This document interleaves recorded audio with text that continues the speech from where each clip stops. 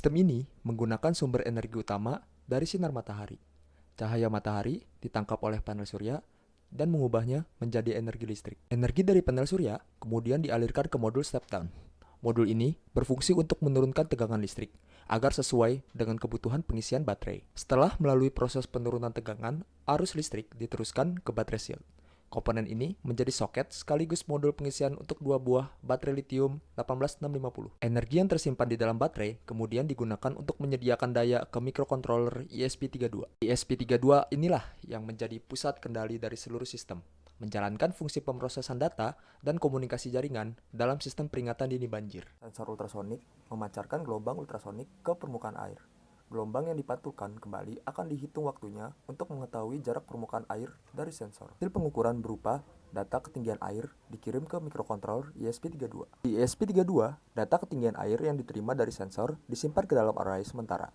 Penyimpanan ini dilakukan untuk menstabilkan data dan menghindari pembacaan yang tidak konsisten atau berubah-ubah secara tiba-tiba. Setelah data dianggap valid, ESP32 memproses nilai rata-rata atau nilai akhir, lalu mengirimkannya ke database pemantauan secara otomatis melalui jaringan internet. Setelah data dari sensor diproses oleh ESP32, data dikirim dan disimpan ke dalam database. Di dalam database ini, setiap data direkam secara lengkap, mulai dari ID sensor, nilai ketinggian air, status air seperti normal atau danger, hingga waktu pencatatan secara real time. Data-data ini menjadi arsip penting yang bisa digunakan untuk pemantauan jangka panjang. Selanjutnya, data ini ditampilkan ke dalam website pemantauan. Di sini, pengguna dapat melihat grafik ketinggian air, status terkini, dan laporan harian yang diambil langsung dari database. Data ini ditampilkan ke dalam website pemantauan.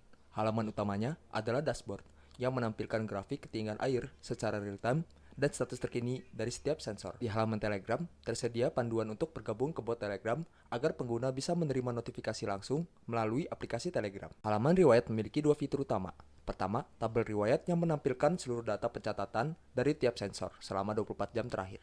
Kedua, filter waktu yang memungkinkan pengguna mencari dan memantau data berdasarkan jam tertentu. Fitur ini sangat berguna untuk melihat tren atau kondisi air pada waktu tertentu dalam satu hari. Sistem juga terhubung dengan bot Telegram yang secara otomatis mengirim notifikasi ke pengguna. Notifikasi ini berupa notifikasi laporan rutin setiap jam, notifikasi perubahan status siaga, lalu notifikasi peringatan secara intens setiap 10 menit jika ketinggian air melampaui threshold. Sistem juga terhubung dengan bot Telegram yang secara otomatis mengirim notifikasi ke pengguna.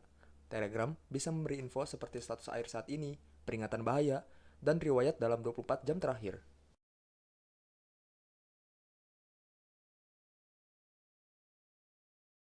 Semua informasi ini disampaikan ke pengguna, baik melalui website maupun Telegram, secara cepat dan praktis. Dengan sistem ini, proses dari pengambilan data sensor, penyimpanan di database, hingga penyampaian ke pengguna berlangsung secara otomatis dan efisien.